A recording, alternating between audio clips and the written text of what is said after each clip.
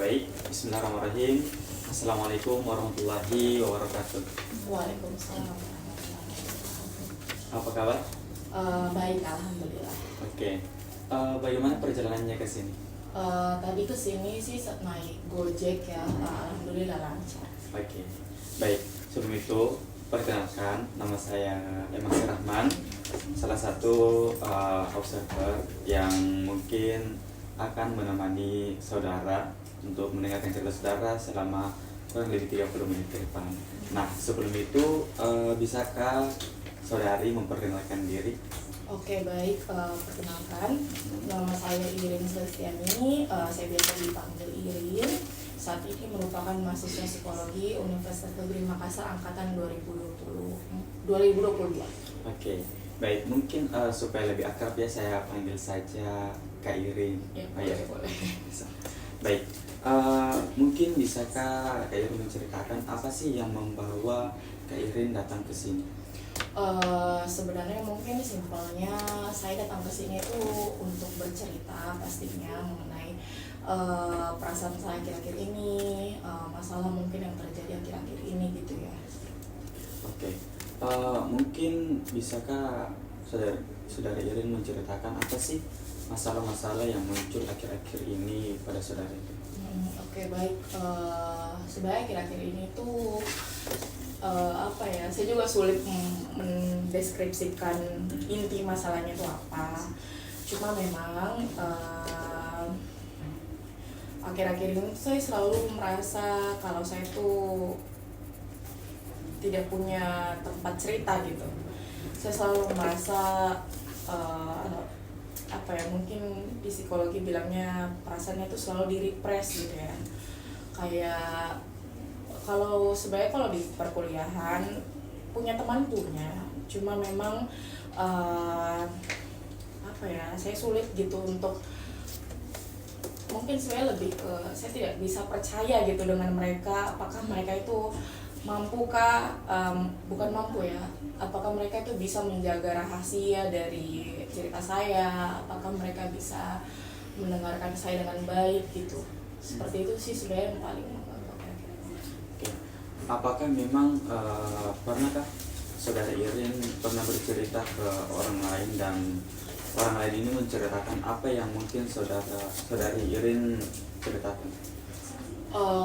Iya pernah, cuma memang begini ya, saya tuh punya circle yang kecil memang, tapi memang ada beberapa orang gitu ya. Misalnya saya cerita di orang A, yang kita itu misalnya saya A, B dan C itu dalam satu circle. Terus mungkin saya cerita di A, tapi entah mengapa di hari-hari ke depan itu orang B mungkin bertanya ke saya mengenai permasalahan yang saya ceritakan ke A. Jadi kayak saya nggak nyaman aja gitu kalau misalnya saya cuma percayanya di A, tapi ternyata A mungkin cerita ke B gitu. Meskipun mungkin dalam konteks masih pertemanan yang dekat, tapi tetap saya nggak apa ya, kayak perasaan saya waktu itu kecewa, kayak takut kayak nanti jadinya kemana-mana gitu ceritanya kayak gitu sih.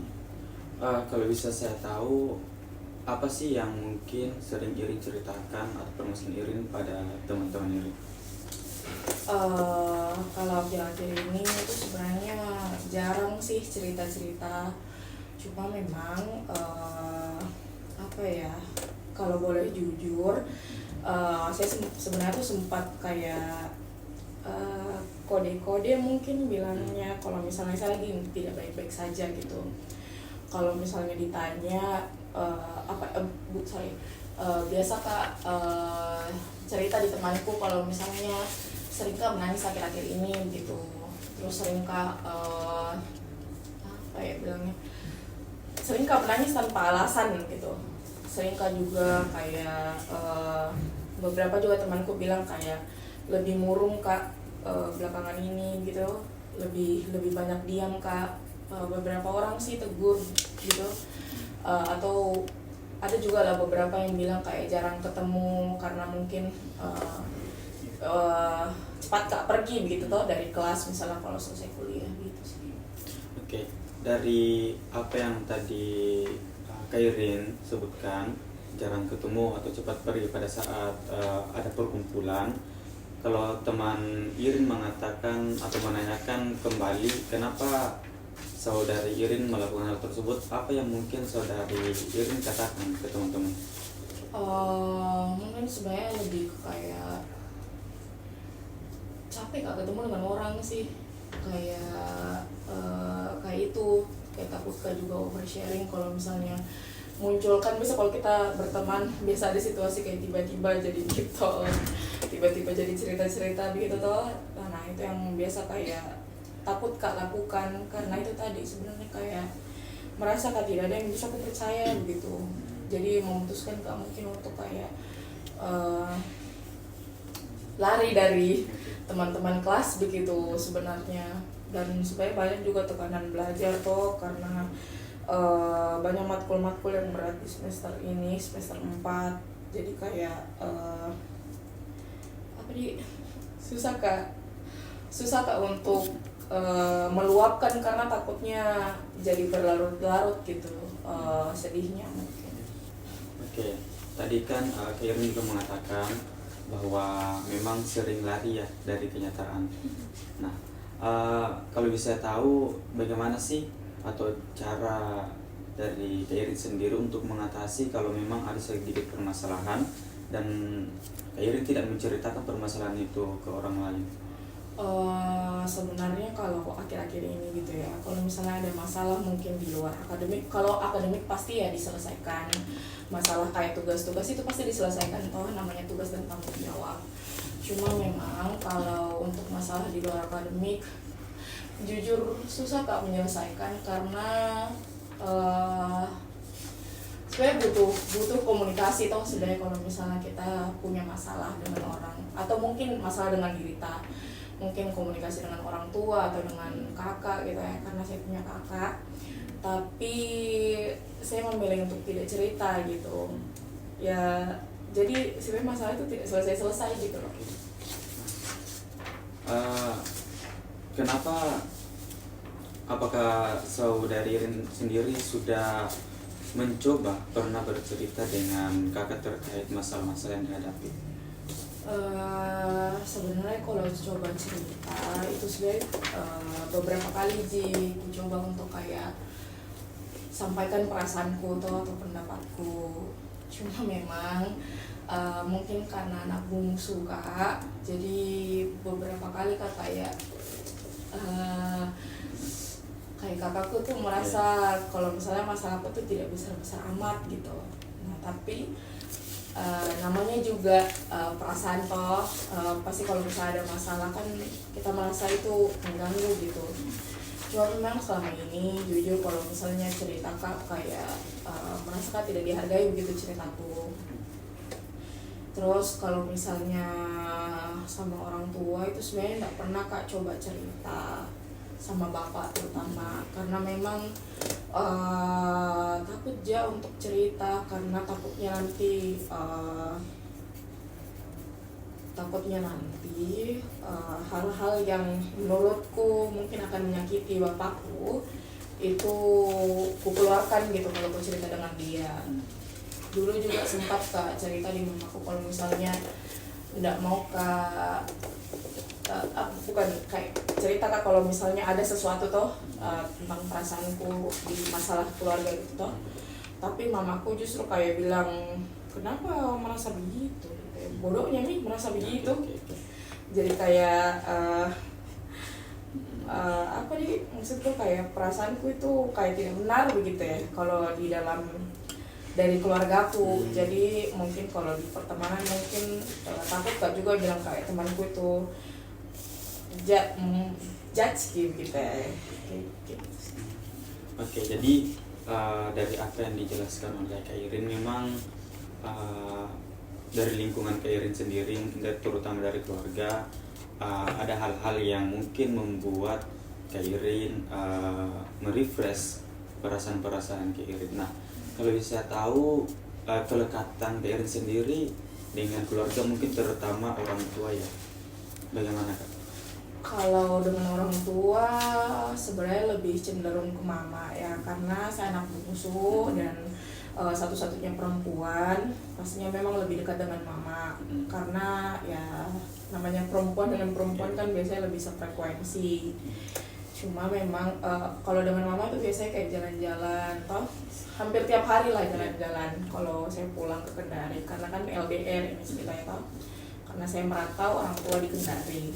Tapi kalau dengan bapak itu jujur enggak dekat secara emosional. Cuma kalau mau dibilang ada jiprannya bapak di rumah, ada, bahkan menurutku sangat-sangat berperan sebenarnya, baik secara fisik maupun emosional. Maksudnya dia selalu berusaha aja untuk reach out anak-anaknya, maksudnya untuk dekat gitu. Secara fisik, keuangan itu bertanggung jawab, sangat-sangat bertanggung jawab juga. Cuma memang merasa kak tidak bisa kak dekat karena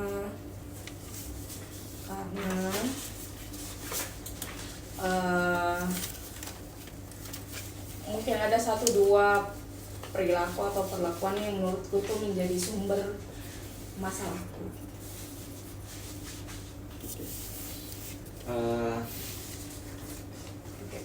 Dari semua permasalahan yang dihadapi oleh Kak Irin, mungkin problematika sama orang tua, terutama tadi ayah ya yang diceritakan. Apakah di sini Kak Irin sudah berusaha atau pernah melakukan usaha semacam pendekatan dengan bapak terutama, agar apa yang tadi diceritakan oleh Kak Irin itu bisa berubah untuk ke depan? Sebenarnya kalau usaha untuk mendekatkan diri itu jujur tidak pernah aku lakukan, karena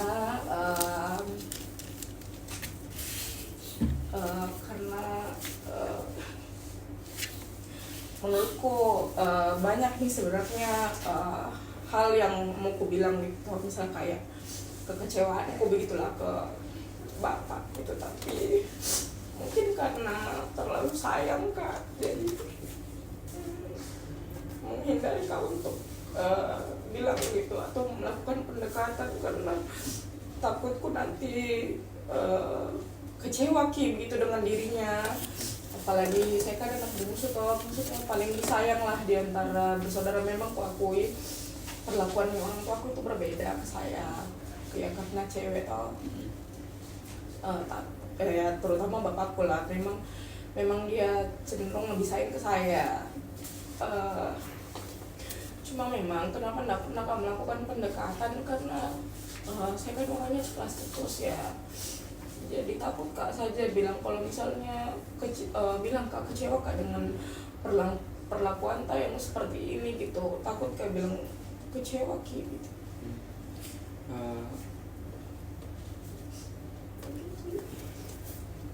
Untuk hubungan akhir-akhir ini dengan bapak itu bagaimana? Jujur akhir-akhir ini tuh sebenarnya kalau saya tuh nggak pernah kak ajak bicara kalau bukan kak ditanya gitu.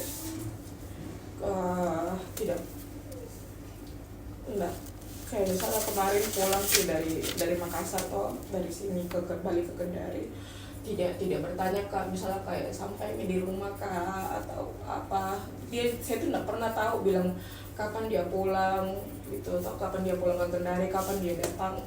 Selalu jadi dia yang kayak mengabari begitu. Jadi jujur sebenarnya nggak pernah kak bertanya gitu, nggak pernah kak. Bukan tidak pernah kak peduli, cuma tidak tahu kak bagaimana caranya untuk peduli. Apakah hal yang terjadi sekarang pernah diceritakan mungkin oleh teman-teman terdekat? Jujur ini di sini pertama kali aku cerita, nggak pernah kak cerita di teman-temanku soal mungkin permasalahannya intinya apa, atau misalnya perlakuannya bapakku itu apa sehingga membuat kak kecewa. Nggak pernah sama sekali cerita. Oke.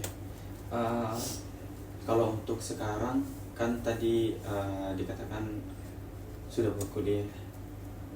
Nah, apakah di perkuliahan itu saudari telah menemukan orang-orang yang mungkin bisa diajak untuk menceritakan semua permasalahan-permasalahan yang dialami oleh Kak Irin?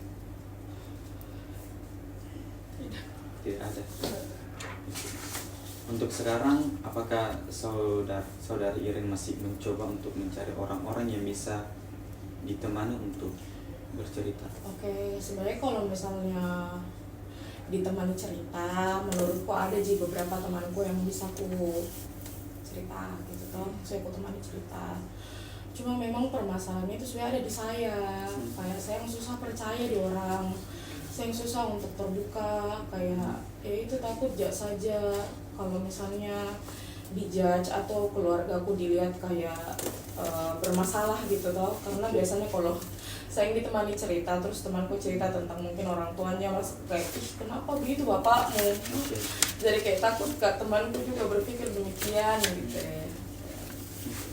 Oke, oh berarti memang secara tidak langsung memang Kak Irin sering ya ditempati untuk cerita oleh teman-teman. Iya, memang sering sih karena nggak tahu, mungkin mereka merasa nyaman kah cerita, ya sering.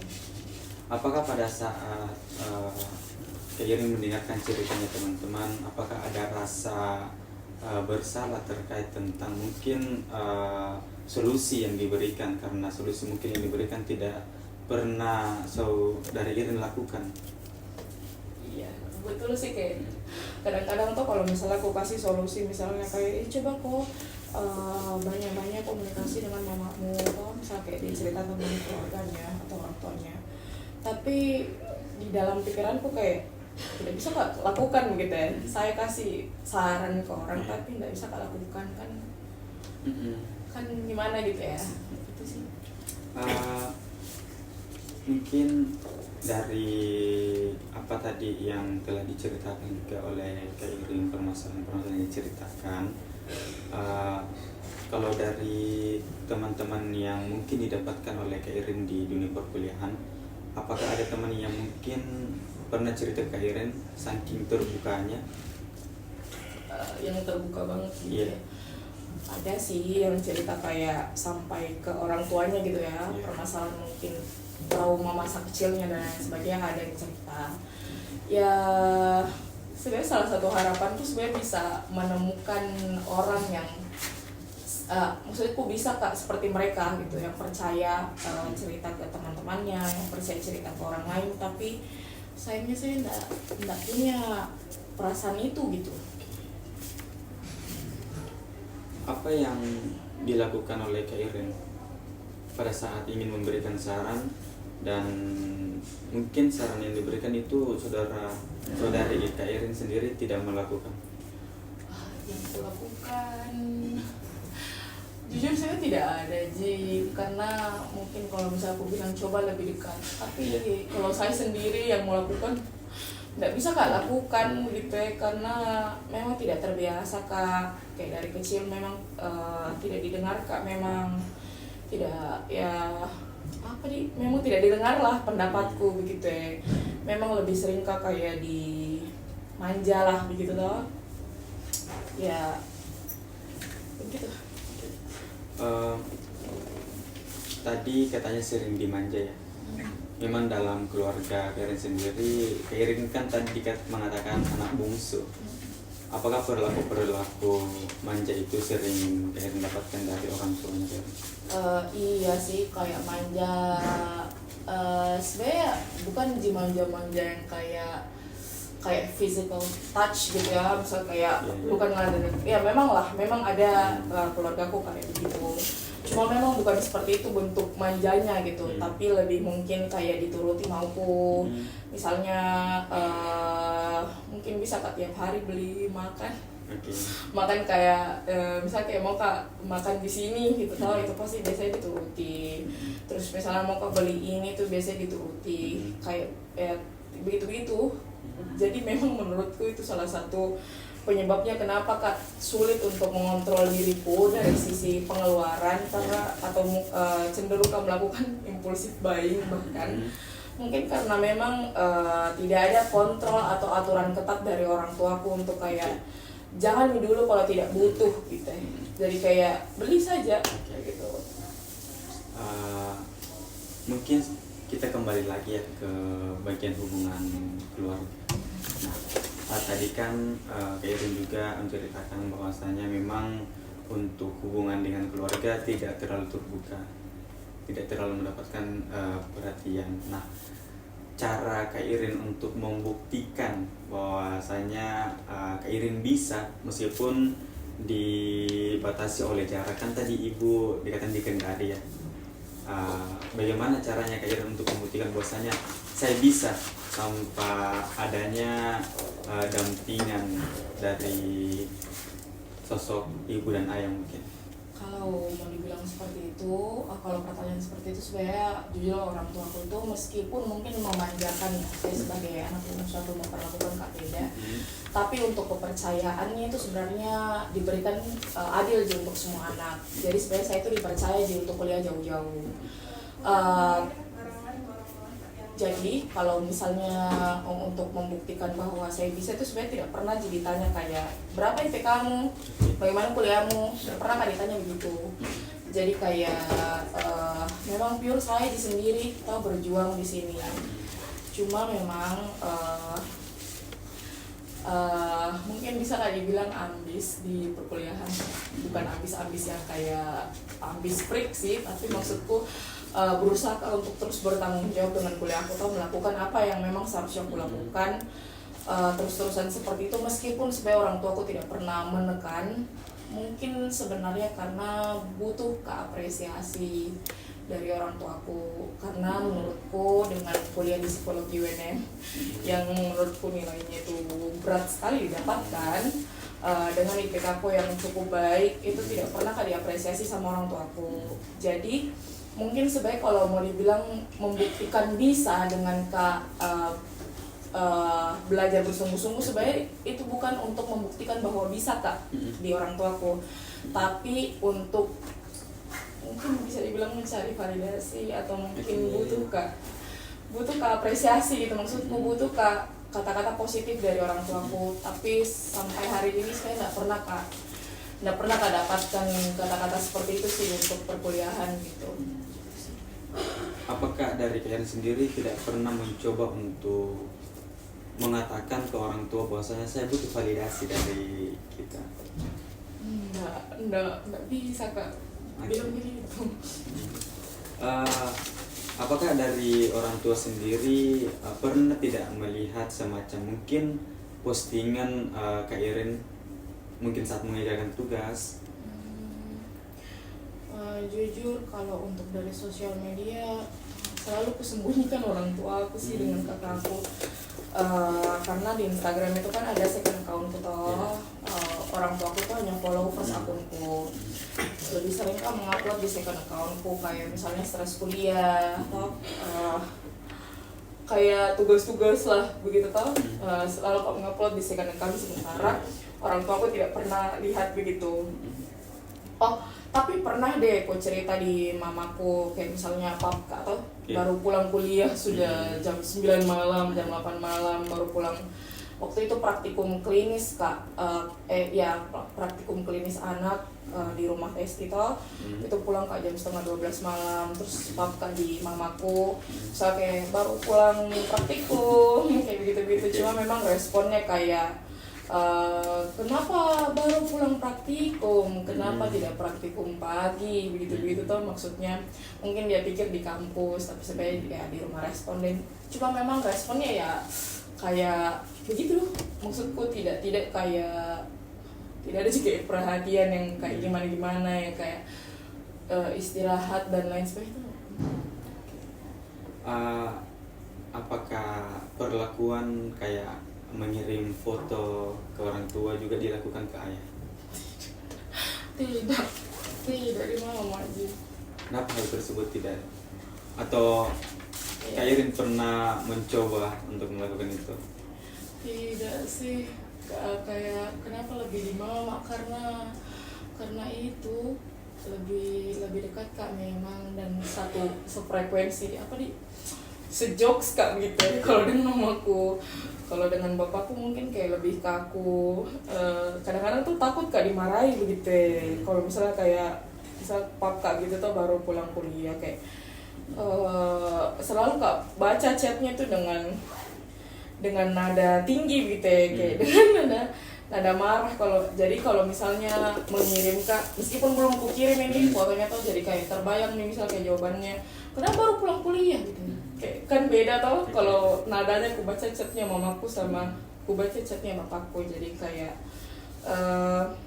memutuskan Kak untuk tidak chat. Oke.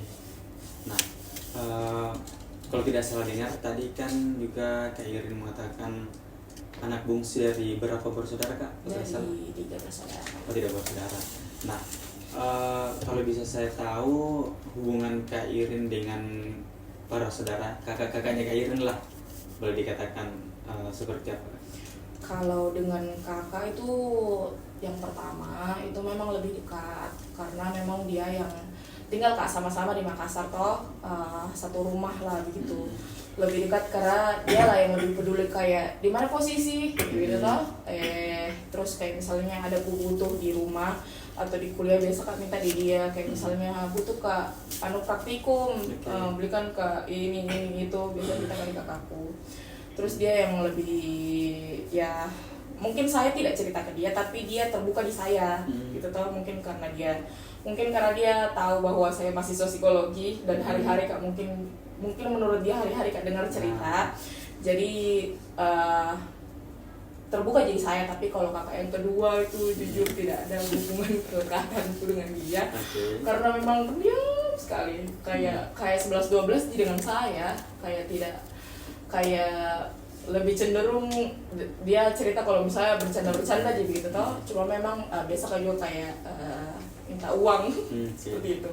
Kalau di kakakku yang ketiga itu yang paling galak sebenarnya, paling banyak aturannya, yang paling sering Kak baku hantam, paling sering Kak baku bombek gitu lah. Karena memang selalu ngatur begitu ya, kayak kenapa jam begini baru pulang, kenapa pulangnya sama ini sama itu dan sebagainya kayak gitu banyak aturannya begitu. Nah saya kan tidak suka diatur, tidak suka Kak diatur, jadi kayak sering Kak clash memang. Cuma kan dia di Kendari toh, kakakku yang pertama dan yang kedua itu di Makassar, cuma kakakku yang kedua itu beda daerah tinggal Kak, jadi memang makin jauh tuh karena dia pendiam, saya juga pendiam, jadi sama-sama kita tidak peduli sebenarnya, kayak gitu sih. Dari apa yang dijelaskan oleh Kak Irin, memang untuk kedekatan dengan saudara-saudara terutama itu 3 orang ya, 3 orang itu berbeda-beda. Nah, kalau bisa tahu dari ketiga saudara Kak Irin sendiri, yang mana paling sering memberikan Kak Irin semacam reward lah dengan usahanya Kak Irin? Kakak gue yang pertama sih sebenarnya. Sebenarnya kalau reward saya nggak tahu apakah itu reward, cuma memang merasa akhir-akhir ini misalnya kayak mukaku yang murung tuh, kayak teman-temanku juga tegur tadi yang gue cerita. Itu biasa kalau pulang terus kayak duduk Kak diam di tempat tidurku menghayal. Kayak karena ekspresiku itu kan kayak marah-marah, mungkin setelan pabriknya begitu loh. Jadi biasa kayak aku sudah makan kayak gitu kan, bertanya terus bilang kayak belum, terus kayak mau makan apa atau begitu. Terus juga jarang nih marahin Kak, karena mungkin memang terlihat stres banget mukaku. Ya memang stres banget, tapi maksudku dulu awal-awal kuliah selalu kan marahin, misal kayak belum makan itu marahin gitu. Yang paling sering kasih reward ya dia lah, yang paling sering traktir. Kalau kakak-kakak lain pernah tidak mencoba untuk meminta setidaknya? Minta sering sih kalau minta uang sih, bukan kayak reward kayak bisa kan diapresiasi enggak sih.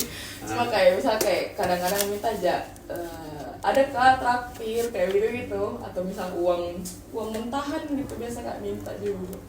Oke. Baik. Mungkin dari apa yang telah diceritakan Kak Irin, mungkin hubungan dengan keluarga terutama orang tuanya, bagaimana hubungan dengan temannya, bagaimana hubungan dengan kakak-kakaknya juga terutama, ada pendekatan ya yang berbeda yang didapatkan. Iya. Mungkin untuk sesi konseling ya bisa katakan pada kesempatan ini sampai di sini saja. Dan sebelum saya tutup, apakah ada pertanyaan dari kalian? Ada ya sih. Oke ya. Baik. Mungkin untuk kedepannya kalau bisa saya sarankan ya lebih terbuka lagi ke orang tuanya, teman-teman juga terutama. Nah, baik. Mungkin untuk kesempatan kali ini sampai di sini saja. Saya akhiri dengan ucapan Assalamualaikum warahmatullahi wabarakatuh. Waalaikumsalam warahmatullahi wabarakatuh. Oke.